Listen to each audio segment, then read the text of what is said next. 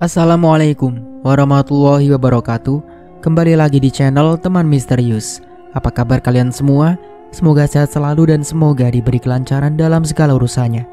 Di kesempatan kali ini saya Dayun akan melanjutkan cerita yang sebelumnya. Cerita ini ditulis oleh akun Facebook bernama Naila Nur Fajriah. Bagaimana dan seperti apa kelanjutan ceritanya?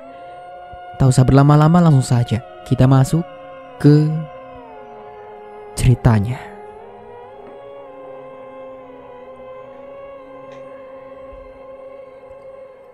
15 menit kemudian, mereka masih menunggu Darmoko di depan teras.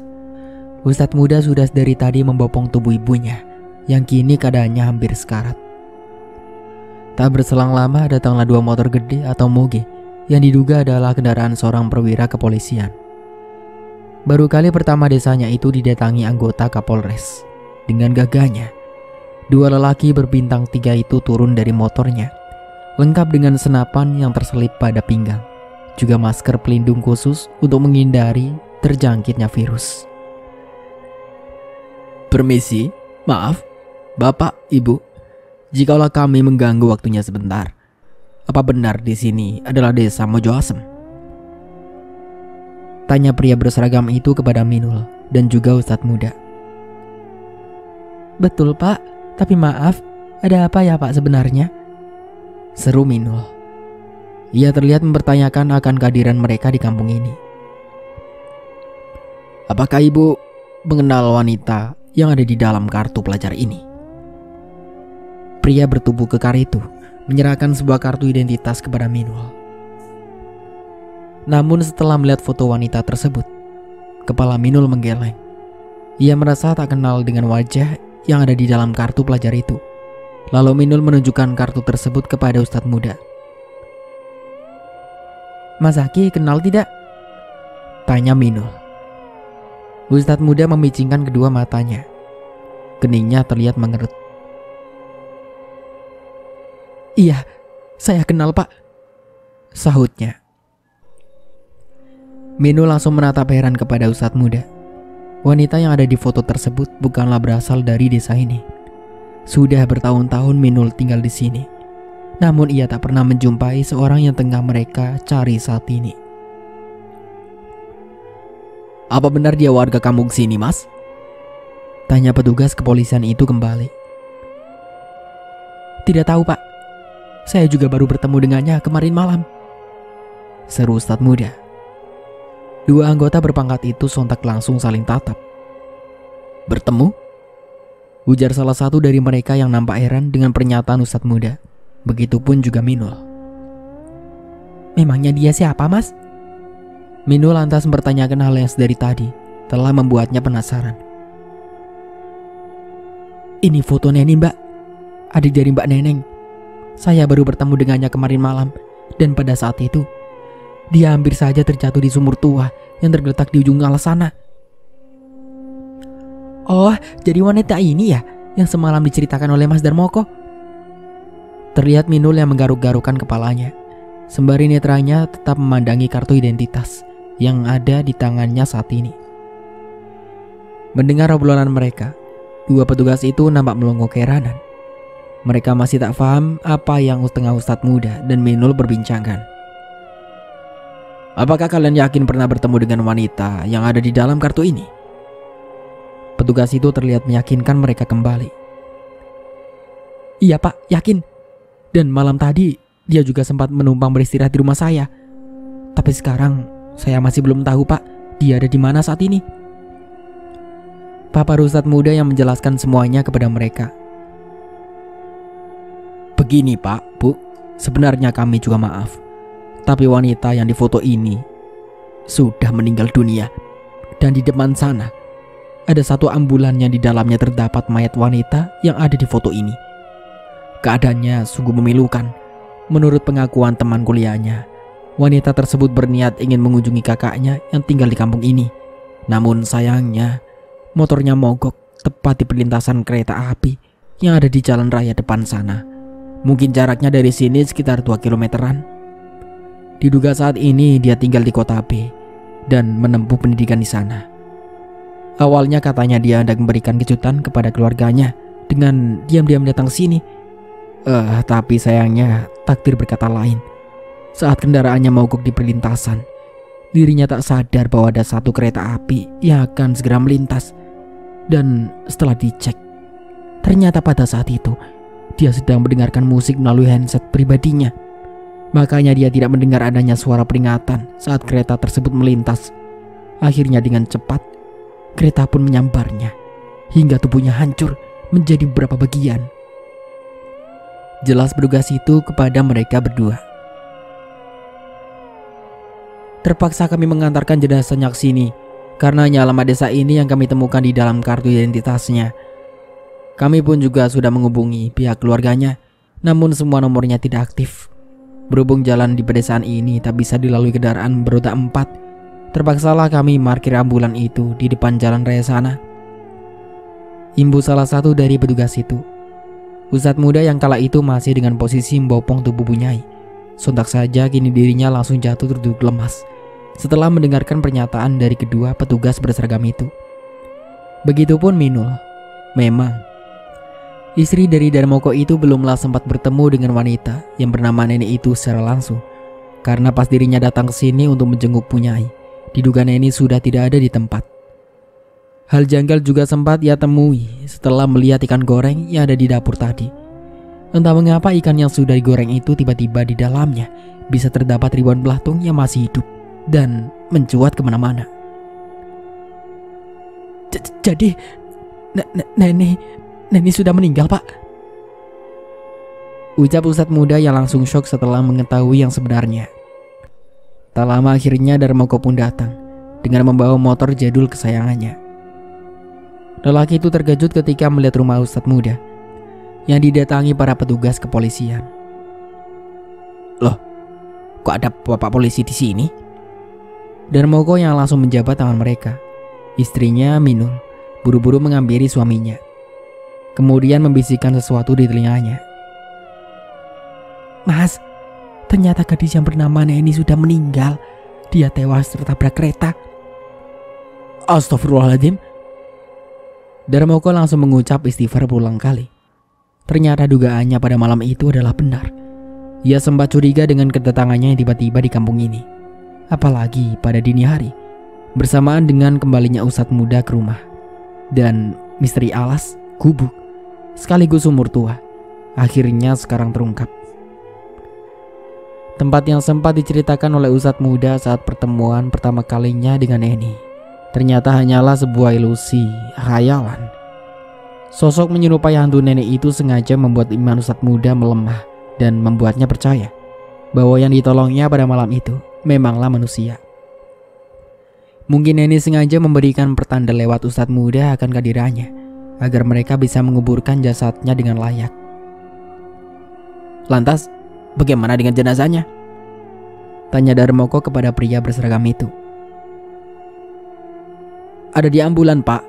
Jika berkenan, maka ikutlah bersama kami untuk mengambil mayatnya, tuturnya. Baik, Pak. Biar jenazah Neni menjadi tanggung jawab kami. Kalau boleh sekalian, Pak, saya juga hendak meminta bantuan untuk mengantarkan ibu dari Masaki ke puskesmas terdekat. Apakah bisa, Pak? Darmoko meminta izin supaya para petugas tersebut memperbolehkan ambulan tersebut untuk mengantarkan Bunyai ke puskesmas terdekat agar segera ditangani. Kalau pakai motor, saya takutnya nyawanya sudah tak tertolong, Pak. Berhubung puskesmas di desa ini sudah tidak beroperasi lagi, maka dari itu dengan adanya ambulan yang tanpa sengaja datang ke sini, jadi dengan rendah hati saya memohon izin agar diperbolehkan untuk memakai ambulan tersebut, Pak. Tambahnya lagi, ia berharap semoga petugas kepolisian itu mengizinkannya. Kalau boleh tahu, apa yang terjadi sebenarnya kepada ibu itu? Kok mulutnya bisa mengeluarkan busa seperti itu? Tanya petugas itu penuh selidik kepada mereka. Awalnya beliau terkena stroke, Pak. Tadi sempat ditinggal sebentar, tapi setelah kembali kondisinya sudah seperti ini. Unggah Minul yang menyauti percakapan antara suaminya dengan para pria berseragam tersebut. Oh ya sudah, Pak. Mari, Pak. Lebih cepat lebih baik, ucap petugas tersebut kepada mereka. Dengan bergerak cepat, Darmoko pun langsung bergegas membantu Ustadz muda untuk menaikkan tubuh ibunya pada motornya. Dirinya nantinya yang akan mengantarkan Bunyai sampai ke depan. Sedangkan Ustadz muda, ia nantinya akan dibonceng oleh salah satu dari petugas itu untuk sampai pada jalan raya yang ada di ujung desa tersebut. Tak lupa Ustadz muda mengikat tangan sekaligus kaki Bunyai pada tubuh Darmoko supaya tidak terjatuh. Dek, kamu tunggu di sini dulu ya. Nanti Mas akan kembali lagi dan membawa jenazah Neni biar langsung segera diurus, ujarnya kepada sang istri. Kemudian 3 motor itu pun langsung melaju secara bergantian, meninggalkan halaman pekarangan rumah Ustadz muda. Para pria berseragam tadi terlihat mengawal Darmoko dari belakang dengan menunggangi motor gedenya. 1 jam kemudian, Darmoko kembali dengan motor bebeknya. Di belakang joknya terdapat satu gumpalan kain seperti kafan, yang manakala di dalamnya itu terdapat potongan tubuh Neni yang hancur akibat disambar kereta. Minul, istrinya kala itu masih setia menunggu kedatangannya di teras rumah. Sedangkan Ustadz muda, mungkin sebentar lagi dirinya akan sampai pada rumah sakit yang dituju. Darmoko segera turun dari motornya, kemudian menaruh buntelan berisi mayat itu pada teras rumah Ustadz muda. Kamu tunggu di sini sebentar ya. Mas mau ke surau dulu untuk menyampaikan kabar duka ini. Setelah berpamitan kepada sang istri, Darmoko langsung melajukan motornya untuk menyiarkan kabar kematian Neni kepada para penduduk. Semoga saja mereka bersedia datang untuk menghadiri pemakamannya, sekaligus membantu Minul untuk memandikan mayatnya. Sudah sampai, Pak. Saya akan ambilkan hospital bed untuk membawa ibu Anda ke dalam, ucap salah seorang petugas medis itu kepada Ustadz muda. Tak berselang lama, akhirnya mereka langsung membawa Bunyai ke ruang rawat untuk segera ditangani. Saat itu, 1 dokter dan 2 perawat langsung datang dan membawa hospital bed itu menuju ruang perawatan. Anda tidak boleh masuk. Tunggu di sini sebentar, seru perawat tersebut kepada dirinya. Ia nampak melarang Ustadz muda untuk masuk ke dalam menemani sang ibu yang sedang berjuang melawan maut. Tapi saya ingin menemani ibu saya, Sus, di dalam, sahutnya. Kekhawatirannya bukan tanpa sebab, melainkan Bunyai kini merupakan orang tua tunggal satu-satunya yang ia miliki. Maaf, Pak, tetap tidak bisa. Kami akan mengusahakan yang terbaik untuk menangani orang tua Anda. Selain itu, tetap tunggu di luar. Kemudian suster tersebut langsung menutup pintu ruangan itu. Kini Ustadz muda hanya berharap semoga tidak terjadi apa-apa kepada ibundanya. Ia lalu duduk di kursi ruang tunggu sembari menggelintir tasbih yang digenggamnya. Zikir mulai ia lakukan untuk meminta pertolongan kepada Zat yang memberi kehidupan. Sedangkan di tempat pemakaman kampung Mojo Asem, kini beberapa warga nampak menghadiri pemakaman Neni, adik kandung dari almarhumah Neneng. Darmoko sepakat untuk menguburkan jasadnya tepat di samping makam kakaknya. Hingga saat ini, para warga belum ada yang mengetahui bahwa jasad Neneng telah dimakamkan di tempat itu. Entah sampai kapan hal ini akan dirahasiakan. Namun jika walaupun ia jujur dari awal, mungkin saja mereka semua tidak menerima jasad seorang wanita berzina itu dikebumikan di desa ini. Setelah jasad terkubur, Minul langsung menaburkan bunga pada makamnya. Tak lupa dengan menyiramkan air mawar di seluruh permukaan makam dan nisannya. Tak banyak warga yang tahu bahwa si Neneng ternyata mempunyai saudara kandung. Mungkin karena almarhumah sudah terlalu lama tinggal di area perkotaan. Tahu-taunya setelah sekian lama, akhirnya Nenek kembali ke kampung tersebut dengan meninggalkan namanya saja. Para warga juga sudah nampak membubarkan diri masing-masing, pun dengan Darmoko dan sang istri. Ketika hendak meninggalkan pemakaman, tanpa sengaja netra Darmoko menangkap satu sosok yang tengah bersembunyi di balik pohonan besar yang ada di pertengahan makam tersebut. Sosok itu nampak tak asing baginya. Ya, dialah arwah Neni yang saat ini tengah tersenyum lebar kepada Darmoko.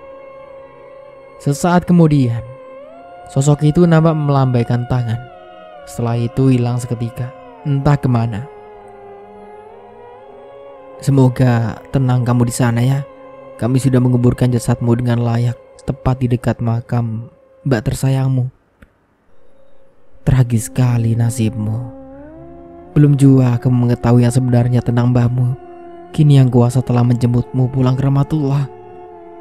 Darmoko nampak berbicara sendiri setelah bertemu arwah nenek tadi. Mas, bicara dengan siapa? Tanya Minul yang terheran ketika mendapati suami tercintanya itu sedang mengobrol sendirian. Tidak deh, ayo kita pulang. Lelaki itu langsung merangkul istrinya. Mereka lalu berjalan bersama meninggalkan area pemakaman. Aduh mas, sakit. Baru saja sampai pada area depan makam, tiba-tiba Minul mengeluh kesakitan pada bagian perutnya yang sudah membuncit itu. Dek, ada apa? Darmoko langsung cemas setelah melihat kondisi sang istri yang nampak meringis menahan sakit. Tidak tahu mas, tiba-tiba saja perutku sakit sekali, seru Minul. Apa sudah waktunya kamu melahirkan ya?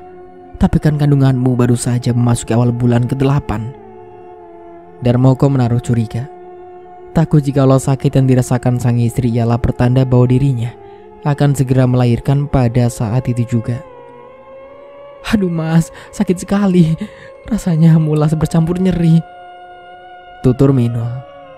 Ia nampak merintih kesakitan yang dirasakannya.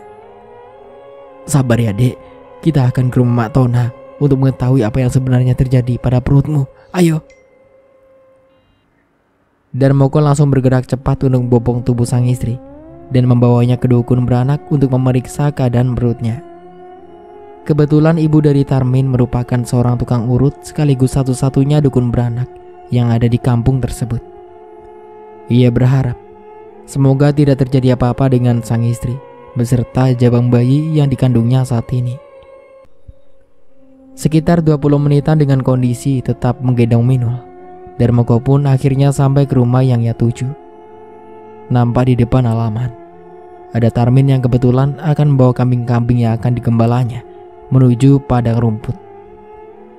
Melihat Darmoko yang menjunjung istrinya dari kejauhan, Tarmin pun langsung menghampirinya.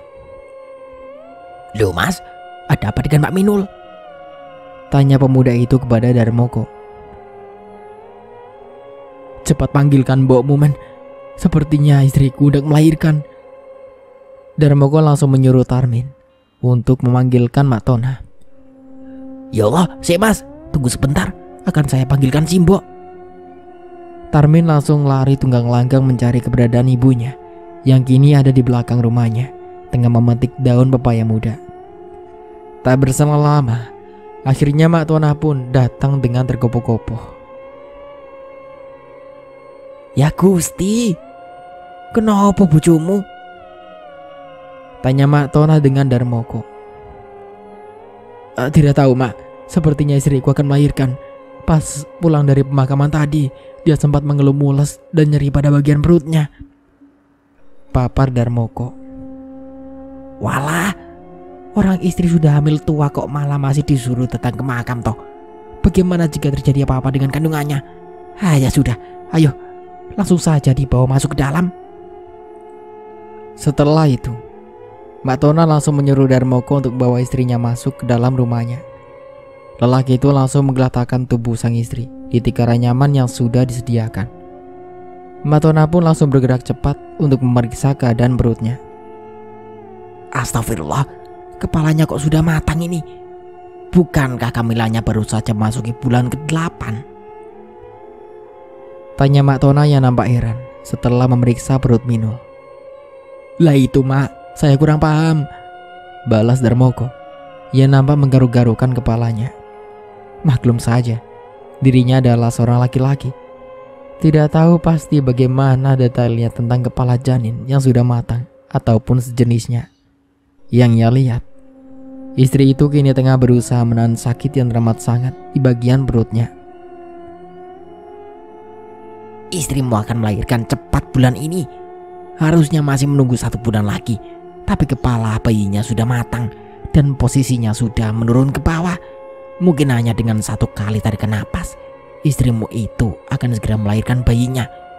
Berdoa saja yang baik-baik. Semoga ibu dan anaknya sehat dan selamat. Papar Matona kepada Darmoko. Wanita tua itu memprediksi bahwa istri dari Darmoko itu akan melahirkan lebih cepat dari perkiraannya. Wanita tua itu pun langsung menutupi setengah dari bagian tubuh Minul menggunakan kain. Setelah itu ia langsung merolotkan celana dalamnya, lalu memasukkan jemarinya ke dalam lubang kemaluan Minul. Tahan dulu ya, Nduk. Sebentar lagi pembukaanmu lengkap. Tarik napas panjang dalam-dalam, lalu keluarkan. Ulangi berkali-kali. Setelah itu tekan perutmu seperti orang yang sedang buang air besar. Kalau ingin teriak, tidak apa-apa, silakan. Biar sama-sama lega. Begitulah instruksi yang disampaikan oleh Matona kepada Minul. Minul masih terus mengontrol nafasnya, seperti instruksi yang dituturkan oleh Matona. Sedangkan Darmoko, ia masih setia mendampingi istri tercintanya dengan menggenggam erat tangannya serta mengusap peluh yang beberapa kali menetes membasahi kening sang istri. Ayo, Nduk, tekan perutnya. Ngeden yang lama. Tarik napas dulu. Matona langsung menyuruh Minul mengejar setelah dirasa pembukaannya sudah lengkap. Suara teriakan Minul untuk saat mencoba berusaha melahirkan calon anaknya. Dan kini lahirlah seorang bayi mungil suci yang kini telah berada di tangan Matona. Ternyata benar apa yang diprediksi oleh dukun beranak itu. Hanya dengan satu kali tarikan nafas, Minul pun kini berhasil dan mampu untuk melahirkan bayinya dengan selamat. Padahal di hari itu tak ada tanda-tandanya bahwa ia akan melahirkan. Tahu-tahunya kepala si bayi sudah matang dan siap untuk dikeluarkan dari rahim. Barulah ketuban disertai darah langsung bercucuran keluar di saat kepala bayi ini sudah ditarik oleh Matona. Minul melahirkan seorang bayi laki-laki yang sangat tampan. Wajahnya bersinar, mirip sekali dengan bapaknya Darmoko. Tangisan haru memekik ruangan. Lelaki itu langsung mencium kening sang istri dengan lembut. Kemudian ia beralih menggendong sang putra untuk yang pertama kalinya. Terima kasih, Dek. Sudah berjuang mati-matian untuk melahirkan anak kita. Ia pun menyerahkan bayi mungil itu kepada ibu yang melahirkannya. Aku mau ambil wudhu dulu. Setelah itu si Tule akan kuazani. Semoga kelak dia akan menjadi anak yang berguna bagi negeri ini. Papar Darmoko. Tarmin langsung bergerak cepat untuk mengantarkan Darmoko ke kamar mandi yang ada di belakang rumahnya. Selain itu, sebuah ari-ari kini telah berhasil dikeluarkan dari perut Minul. Matona langsung mengambil gunting untuk memotong tali pusar si bayi, lalu memutuskan ari-ari tersebut ke dalam kandi yang tadinya sudah ia siapkan. Semua sudah dia siapkannya untuk berjaga-jaga jikalau terjadi keadaan darurat seperti ini. Takutnya ia melahirkan rumahnya jauh, maka dari itu dirinya sudah jauh-jauh hari membeli semua perlengkapan itu, khususnya pada bayi yang baru lahir. Entah itu berupa kendi untuk wadah ari-ari, bedong kain, kembang dan lainnya. Untuk masalah biaya, Matona tidak terlalu menarget, seikhlas yang mengasihnya saja. Yang penting bisa dibuat untuk membeli beras dan kebutuhan dapur lainnya. Dan alhamdulillah, setiap orang yang melahirkan di tempatnya selalu memberinya komisi yang lebih, sebagai tanda terima kasihnya karena telah menolong seorang ibu dan bayinya dengan selamat. Jangan lupa, nanti selepas sampai di rumah, suamimu suruh nyuci ari-arinya dulu sebelum dikubur, pesannya kepada Minul. Ini, Mak juga sudah siapkan kembang untuk taburannya. Jangan lupa juga tempatnya nanti diberi penerangan. Jangan sampai tidak. Takutnya ada jin atau sejenisnya yang mengincarnya. Tambahnya lagi. Inji Mak, terima kasih, sahut Minul. Keadaannya masih lemas karena kehabisan tenaga saat mengejan tadi. Tapi Minul sangat bersyukur karena bayinya lahir dengan selamat dan tak kurang sesuatu apapun. Tak berselang lama, Darmoko pun akhirnya kembali. Ia langsung menggendong putranya dan mulai mengumandangkan azan pada telinga sang bayi.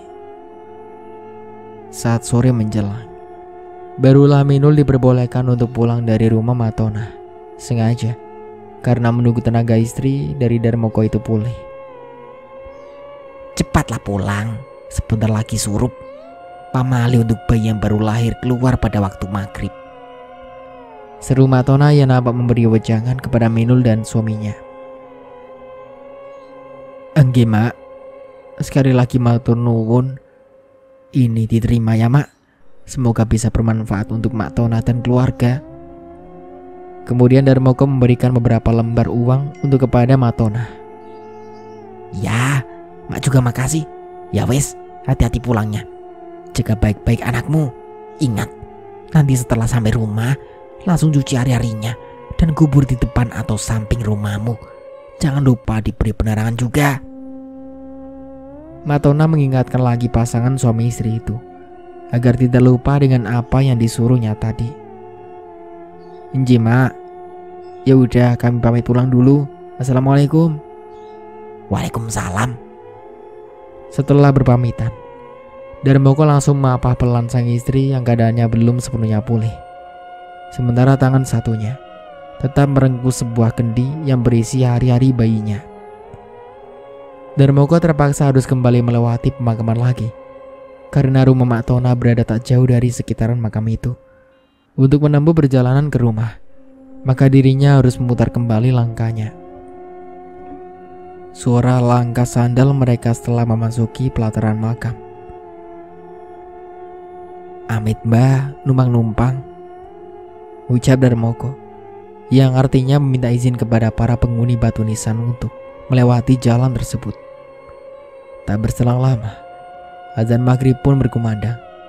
Dirinya teringat petua Mak Tona akan pantangan membawa bayi yang baru melahirkan pada waktu surup. Seketika bulu kuduknya pun meremang.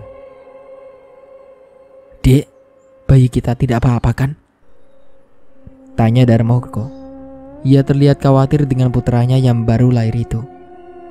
Minul lantas menatap bayinya. Ndak mas, tolongnya lagi tidur, balasnya. Syukurlah, kamu jalannya agak cepat bisa ndak dek? Biar segera sampai rumah juga.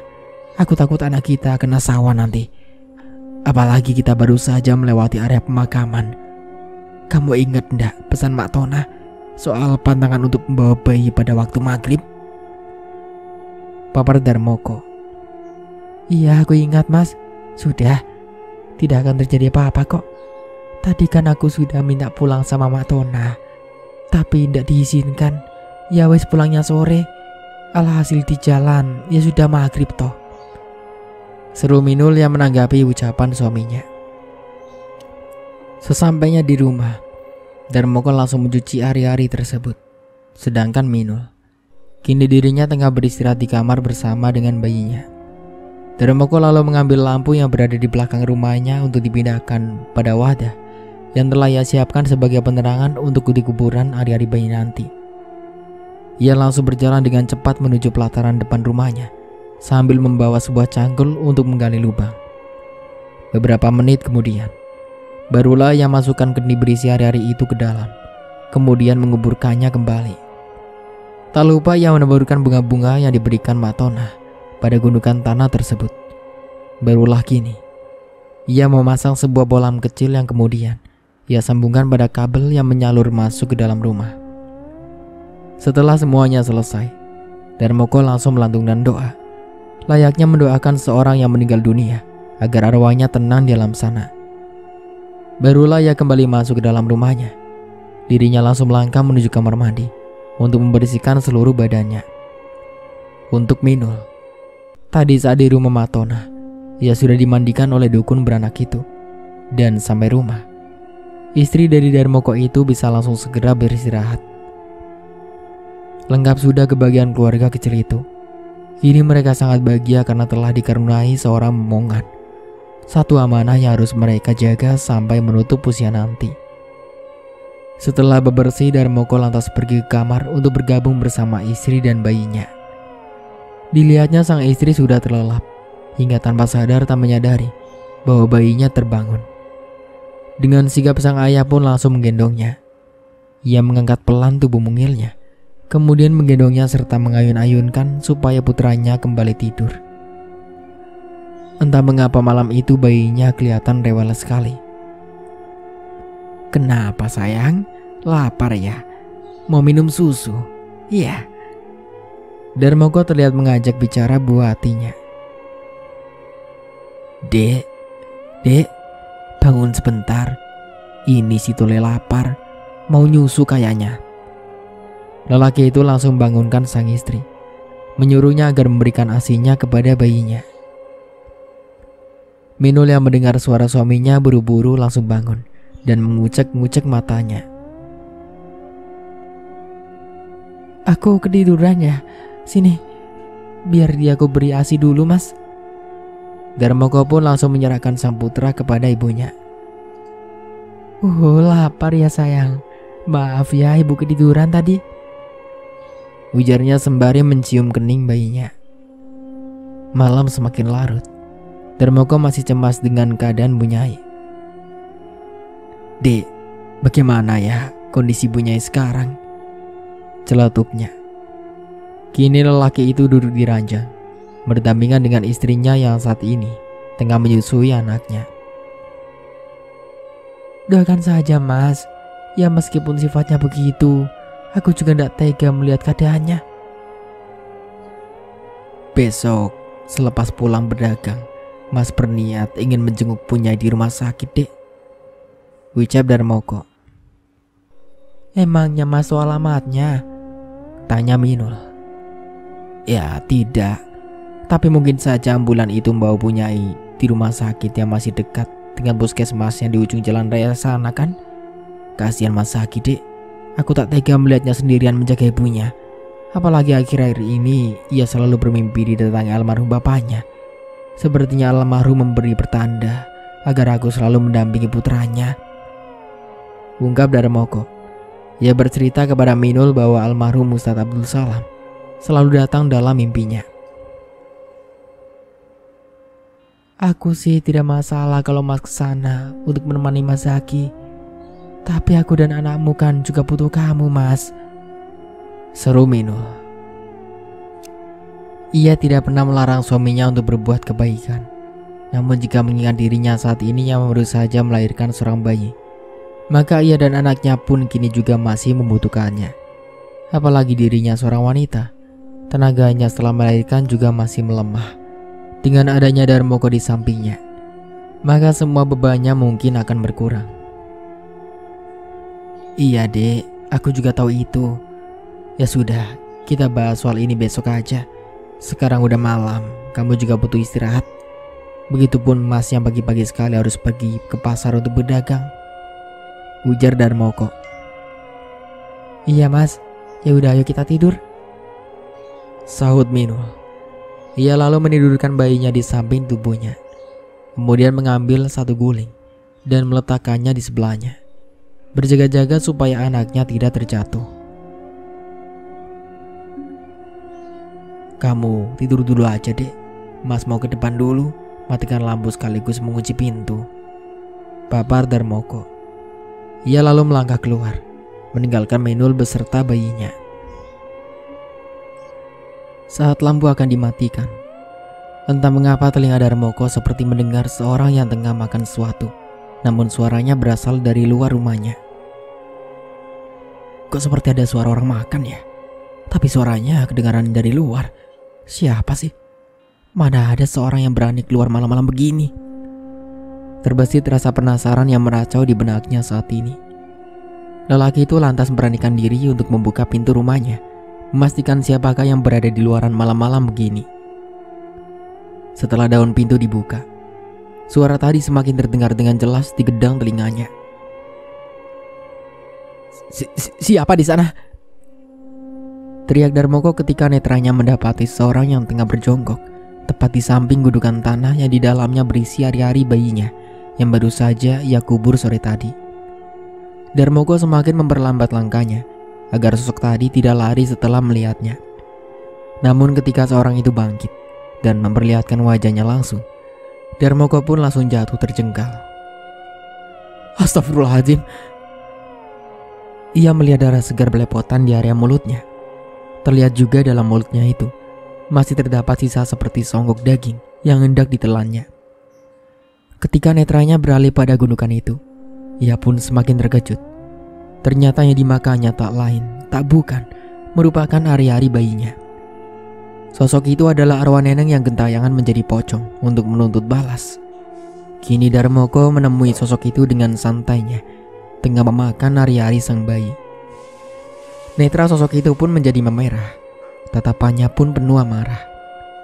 Suami dari Minul itu pun langsung memukul kentongan yang menggantung di teras rumahnya, berharap supaya warga segera datang berbondong-bondong ke rumahnya untuk menolongnya dari arwah yang kini tengah mengincar keluarganya pada malam itu. Kalian benar-benar manusia kejam. Tak cukupkah kalian semua membakarku pada waktu itu, sehingga kini kalian juga tega menghabisi nyawa adikku? Terucap satu kata yang seketika membuat Darmoko menjadi terkejut. Ternyata arwah neneng berpikir bahwa warga juga telah menghabisi adiknya secara membabi buta, tanpa tahu dan mau untuk mendengarkan penjelasan akan peristiwa yang sebenarnya terjadi pada sang adik. Kini dengan beringas, sosok pocong berwajah mengerikan itu telah siap untuk menerkam Darmoko kapan saja. Taringnya terlihat begitu tajam ketika sosok itu kembali menyeringai. Tak berselang lama, akhirnya beberapa warga malam itu pun sudi untuk datang ke kediamannya. Ketika mereka mendengar sebuah kentongan dipukul, maka mereka tahu bahwa di desanya itu kini sedang dalam keadaan bahaya. Para warga tak ingin hal serupa terjadi kepada mereka, seperti yang telah menimpa Tumini dan Ponira, serta anggota keluarga yang lainnya, yang pada saat itu tewas dengan cara yang tidak wajar. Karena mereka semua yang mati telah diprediksi bahwa orang-orang itu dulunya adalah sebagian dari penduduk kampung Mojo Asem yang tempo lalu telah menghakiminya dengan membakar tubuhnya hidup-hidup. Ketika sorot cahaya lampu senter mengarah ke wajah sosok tersebut, alhasil nyali mereka pun mendadak menciut. Yang mulanya memberanikan tekadnya untuk keluar malam, kini beberapa dari mereka terlihat mengesot mundur setelah bertemu langsung dengan sosok pocong neneng. Pocong itu pun berteriak kencang sehingga membuat gedang telinga mereka serasa ingin pecah. Beberapa menit kemudian, terdengar suara guntur yang menggelegar di langit sana, memekik suasana mencekam pada malam itu. Tak berselang lama, bumi pun seolah dibuat runtuh, sehingga menyebabkan beberapa pohon menjadi tumbang, juga disertai permukaan tanah yang bergetar dengan hebatnya. Suara tangisan bayi Darmoko pun terdengar sampai keluar. Rupanya, kehadiran bayi di dunia ini merupakan sebuah pertanda bahwa kampung yang ditempati oleh kedua orang tuanya sudah tidak aman lagi. Buru-buru Darmoko langsung masuk ke dalam untuk membawa istri beserta anaknya keluar dari rumah itu, sebelum terjadi suatu hal buruk yang tak diinginkan.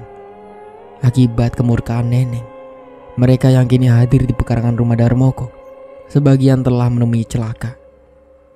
Ada yang tertimpa pohon, ada juga yang kini sebagai tubuhnya telah tenggelam di dalam tanah. Mungkin kematian adiknya lah yang telah membuat arwah neneng menjadi murka dan tak terkendali. Kini, ia telah membuat habis kampung itu hingga membuat seluruh penghuninya menemui ajal yang sangat mengerikan. Seperti sumpah serapah yang telah ia ucapkan tempo lalu sebagai alasan untuk membalaskan semua dendamnya kepada para mereka yang telah membakarnya secara hidup-hidup tanpa terkecuali. Mungkin Darmoko yang telah ambil andil dalam menguburkan jasadnya, kini juga harus merasakan amarah dari kemurkaan neneng. Ada apa, Mas? Minul terlihat heran ketika suaminya tiba-tiba menyeretnya keluar dari dalam rumahnya. Dengan tergopoh istrinya itu berjalan sembari tetap mendekap sang putra dalam gendongannya. Menyusul para warga yang lainnya untuk menyelamatkan diri dari amukan neneng, ucapnya dengan lantang kepada Minul. Mereka sempat menoleh ke arah rumahnya, yang dimana di depan halamannya masih berdiri sosok pocong yang memandangi kepergian mereka dengan tatapan tajam.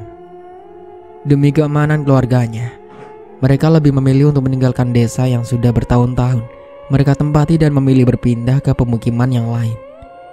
Mereka tak mau pengorbanan dirinya dan memilih mati konyol di tangan arwah wanita bezina itu yang dendam kesumatnya masih melekat hingga membuat bumi pun seolah terguncang karena mukanya. "Pak, bangun Pak." Seorang kini mencoba untuk membangunkan ustadz muda yang diduga tengah ketiduran. Ketika membuka kedua matanya, ia pun kaget karena mendapati petugas medis berbaju putih yang tadi mengantarkan ibunya ke ruang rawat untuk ditangani oleh dokter yang ada di dalam sana. Kini mereka sekarang malah ada di hadapannya. "Pak, bagaimana dengan keadaan ibu saya? Beliau baik-baik saja kan?" tanyanya kemudian. Dua petugas itu terlihat saling pandang. "Loh, harusnya kami berdua yang tanya. Kenapa saat ambulan tadi berhenti tepat di depan rumah sakit, Bapak malah bawa ibu Bapak berlari sejauh mungkin dari jangkauan kami?" papar petugas medis tersebut kepadanya. Mendengar pernyataan itu, ustadz muda pun langsung syok. "Loh, tadi jelas-jelas kalian yang mengeluarkan ibu saya dalam ambulan dan mengantarkannya menggunakan hospital bed ke ruang rawat untuk segera diperiksa," tuturnya kemudian. "Tidak Pak, Bapak bisa tanya kepada teman yang lain. Jelas-jelas setelah ambulan sampai, Anda lalu membawa kabur ibu Anda entah kemana. Sudah hampir 1 jam lebih kami mengejar dan mencari keberadaan Anda, dan akhirnya kami menemukan Anda tengah tertidur di lahan kosong dan tak bebatuan ini," jelas petugas itu kepadanya. Ustadz muda pun lalu beralih menatap keadaan sekitar. Setelah dilihat, ternyata memang benar. Posisi ustadz muda saat ini tengah bersandar di bawah pohon beringin besar yang ada di lahan itu. "Lalu, di mana ibu saya Pak?" Kini ustadz muda histeris karena saat ini sang ibu tidak berada bersamanya. Entah apa yang terjadi sebenarnya kepadanya. Mengapa dia sampai ketiduran di lahan kosong itu? Ia masih bingung setelah mendengar penjelasan dari dua petugas medis itu yang diduga tanpa sadar dirinya telah membawa lari ibu begitu saja. Dalam kegundahan yang dirasakannya, tiba-tiba mereka melihat para warga yang berkerumun di area pelataran makam yang letaknya tak jauh dari lahan kosong itu. "Ada apa di sana?" seru petugas itu yang nampak keheranan melihat warga yang saat itu tengah berkerumun di area pemakaman umum tersebut. "Mari kita lihat saja sendiri," sahut teman medisnya yang lain. Mereka pun beranjak pergi meninggalkan ustadz muda yang masih dilanda kebingungan. Sesaat kemudian, ustadz muda pun akhirnya menyusul mereka untuk mengetahui gerangan apa yang terjadi di sana. "Permisi, tolong beri jalan sedikit," ujar salah seorang petugas medis itu kepada warga yang saat itu tengah berkerumun. "Astagfirullahaladzim." Mata mereka pun membelalak setelah menyaksikan pemandangan tak terduga yang ditemuinya kala itu. Mereka melihat tubuh seorang wanita lanjut usia mengenakan kerudung dengan kondisi tubuhnya kini telah menancap pada salah satu papan nisan. "Ciri-cirinya kok sama seperti ibu dari Bapak tadi ya, kalau kita lihat dari segi penampilannya," ucap petugas medis itu kepada temannya yang lain. "Iya betul katamu," balasnya. Berapa menit kemudian, Ustadz Zaki pun datang. "Innalillahi, ya Allah, Ibu." Ustadz muda kini melihat tubuh sang ibu yang kala itu sudah tertancap di batu nisan milik seorang. Dirinya begitu syok dan langsung berlari menghampiri jasad ibunya. Akhir tragis dari Ibu Nyai, yang seorang pun tak ada yang mengetahui kejadian sebenarnya selain Sang Pencipta alam semesta ini. Kematiannya kini dikaitkan oleh efek sumpah pocong yang telah diambilnya. Lagi dan lagi, kembali ustadz muda ditinggalkan oleh orang terkasihnya. Ia harus menelan kenyataan pahit bahwa sang ibu yang telah tewas dengan cara yang mengenaskan. Para warga pun sepakat untuk mengubur jasad Bu Nyai di pemakaman umum itu. Semenjak kematian ibundanya, ketika ustadz muda memutuskan ingin kembali lagi ke kampung itu, terlihat di ujung jalan raya sana, ia bertemu dengan Darmoko dan istrinya. Nampak istrinya itu tengah menggendong seorang bayi mungil. keadaannya mereka pun sangat kacau. Kantung mata mereka terlihat menghitam, wajahnya sangat kucut. Sama halnya dengan dirinya. Setelah bertemu dan menjelaskan semua kejadiannya secara bergantian, mereka pun kini nampak saling menguatkan satu sama lain. Setelah itu, 3 orang itu terlihat melangkahkan kakinya untuk mengungsi ke desa yang lebih aman. Hingga pada akhirnya, di desa tersebut, Ustadz muda diangkat langsung oleh para warga untuk menjadi pimpinan di desanya, sekaligus mengesahkan menjadi seorang ustadz. Kini namanya bukanlah Ustadz muda lagi, melainkan telah berubah menjadi Ustadz Ahmad Muzaki bin Kiai Haji Abdul Salam. Dan setelah setahun kemudian, datanglah beberapa remaja dari kota. Katanya mereka ingin melakukan KKN di desa terpencil. Hingga pada akhirnya mereka menetapkan kampung Mojo Asem menjadi tempat tujuan mereka, di mana kampung itu sebenarnya telah dikutuk menjadi kampung mati yang tak berpenghuni. Awal kedatangan mereka telah disambut oleh seorang wanita cantik yang mengenakan pakaian mini hingga memperlihatkan lekukan tubuhnya yang indah. Selamat datang di kampung Mojo Asem.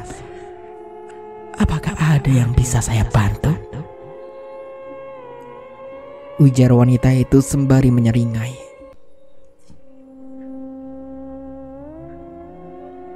Dan begitulah akhir dari ceritanya. Semoga dari cerita ini kita bisa ambil hikmah dan pelajarannya. Saya Dayun pamit undur diri. Kurang lebihnya mohon maaf. Wassalamualaikum warahmatullahi wabarakatuh.